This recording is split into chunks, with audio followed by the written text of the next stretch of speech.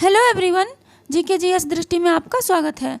तो आज हम कवर कर रहे हैं लुसेंट वर्ल्ड हिस्ट्री में इंडस्ट्रियल रिवॉल्यूशन, औद्योगिक क्रांति। ये विश्व के इतिहास में क्या कवर कर रहे हैं? औद्योगिक क्रांति। और ये न्यू लुसेंट है 2023 का। इससे जस्ट पहले वाले वीडियो में हम कवर कर दिए हैं रूसी क्रांति तक, रूसी क्रांति कवर कर दिए हैं। आज हम कवर कर रहे हैं औद्योगिक क्रांति। तो स्टार्ट कर रहे हैं।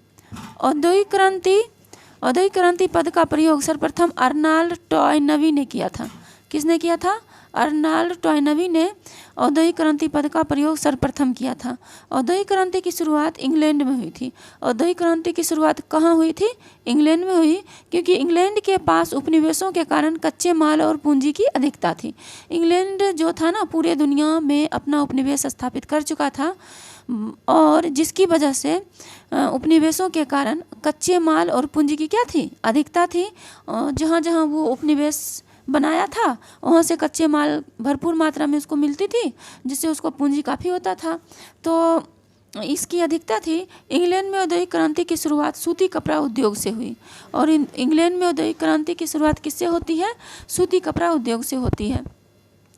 आगे है, सबसे पहले स्कॉटलैंड के मैकेडम नामक व्यक्तियों ने पक्की सड़कें बनाने की विधि निकाली। और ये भी पूछा जा सकता है कि सर्वप्रथम पक्की सड़कें बनाने की विधि किसने निकाली? मैकेडम ने। कहाँ? सबसे पहले कहाँ पे? स्कॉटलैंड में। आगे है कि 1761 में ब्रिंडले नामक इंजीनियर ने, यहाँ देखिए 1761 में ब्रिंडले नामक इंजीनियर ने मैनचेस्टर से बर्सले तक नहर बनाई। 1761 में ब्रिंडले नामक इंजीनियर ने मैनचेस्टर से बर्सले तक क्या बनाती है? नहर बनाती है 1761 में। नेक्स्ट है 1814 में, यहाँ पे देखिए 1814 में जॉर्ज स्टीफेंसन ने पहला भाप से चलने वाले रेल इंजन रॉकेट बनाया। यहाँ देखिए 1814 में जॉर्ज स्टीफेंसन ने पहला भाप इंजन से चलने वाला रेल इंजन रॉकेट बनाया। नेक्स्ट है, औद्योगिक क्रांति की दौर में जर्मनी इंग्लैंड का प्रतिद्वंदी था। औद्योगिक क्रांति के दौर में जो जर्मनी जो था वो किसका प्रतिद्वंदी था? इंग्लैंड का प्रतिद्वंदी था। यानी जर्मनी भी आगे बढ़ना चाह रहा था और इंग्लैंड भी। नेक्स्ट है, औद्योगिक क्रांति में हुए आविष्कार। औद्योगिक क्रांति के फलस्वरूप क्या क्या आविष्कार होता है? तो देखिए, तेज चलने वाला शटल का आविष्कार होता है। इसके आविष्कारक हैं जॉन। कब आविष्कार करते हैं इसका? 1733 ईस्वी में। नेक्स्ट है कि स्पिनिंग जेनी के आविष्कारक हैं। यहाँ पे देखिए स्पिनिंग जेनी के आविष्कारक हैं जेम्स हारग्रीव्ज, और इसका आविष्कार होता है 1765 में।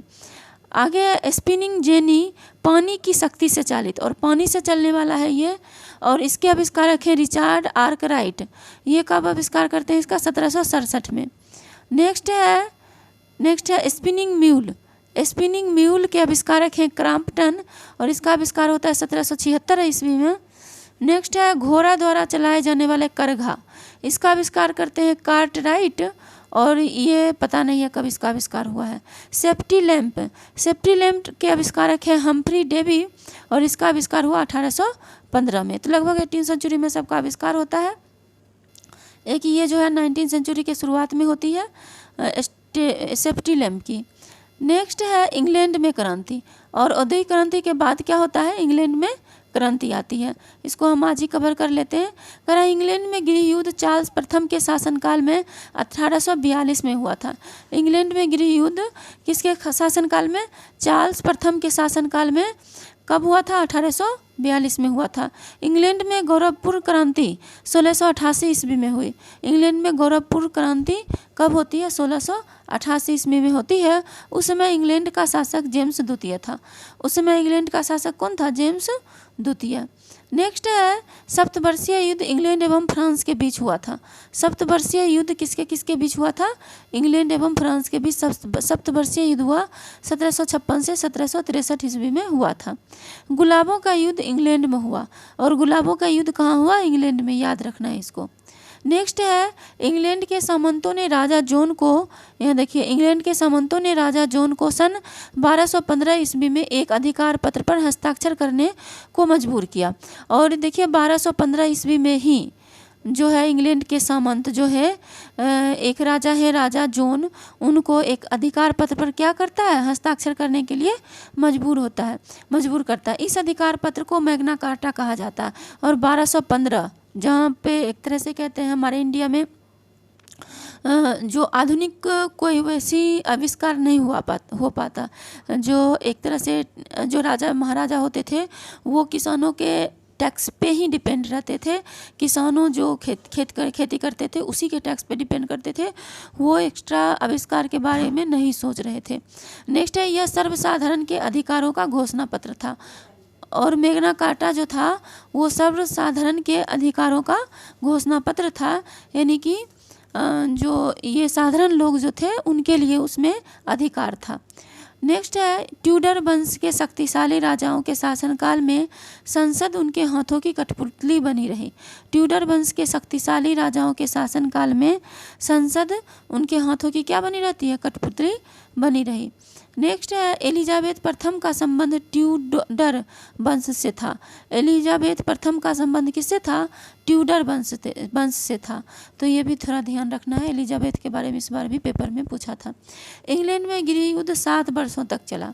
इंग्लैंड में गृह युद्ध कब तक, कितने दिन तक चलता है, 7 वर्ष तक चलता है। इंग्लैंड के राजा चार्ल्स प्रथम को फांसी की सजा दी गई। और इंग्लैंड के जो राजा हैं होते हैं चार्ल्स प्रथम, उनको क्या दी जाती है, फांसी की सजा दी जाती है। गृह युद्ध के दौरान राजा के समर्थकों को कैवेलियर कहा गया। और गृह युद्ध के दौरान जो राजा के समर्थक थे उनको क्या कहा गया, कैवेलियर कहा गया था। और संसद के समर्थकों को राउंड हेड्स कहा गया। और संसद के जो समर्थक थे उनको क्या कहा गया, राउंड हेड्स, इंग्लैंड में। नेक्स्ट है, यहाँ देखिए ये हमने इंग्लैंड की क्रांति पढ़ ली है। अब हम कवर करेंगे नेक्स्ट वीडियो में प्रथम विश्व युद्ध। तो आज के लिए इतना ही, जल्दी मिलते हैं नेक्स्ट वीडियो में। तब तक के लिए आप लोगों को थैंक यू सो मच।